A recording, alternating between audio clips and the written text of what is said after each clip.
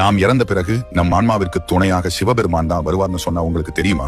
ஒருவர் இறந்த பிறகு அவரின் ஆன்மாவை தனிமையில் விடாமல் அந்த ஆன்மாவிற்கு துணையாக சிவபெருமான் இடுகாட்டிலேயே இருப்பார். இப்படி சிவபெருமானை பற்றி சிவவாக்கியர் அவருடைய ஓடி ஓடி உட்கலந்த ஜோதி எனும் பாடலில் கூறியுள்ளார். இவர் எழுதியுள்ள பாடலில் வரும் இந்த 4 வரிகளை கேட்டால் சிவபெருமான் தான் ஒரு ஆன்மாவிற்கு துணையாக இருப்பார் என புரியும். அந்த பாடல் வரிகள் மண்கலம் கவிழ்ந்த போது வைத்து வைத்து அடுக்குவார் என தொடங்கி என் கலந்து நின்ற மாயம் என்ன மாயம் ஈசனை என முடியும். இந்த பாடல் வரிகளின் பொருள், மண்பானை கீழே விழுந்து உடைந்து போனால் அது என்றாவது ஒரு நாள் தேவைப்படும் என எடுத்து அடுக்கி வைத்துக் கொள்வார்கள். வெண்கலம் பாத்திரம் கீழே விழுந்து நசுங்கினால் அது விலை மதிப்பானது உபயோகப்படும் என எடுத்து பத்திரமாக வைப்பார்கள்.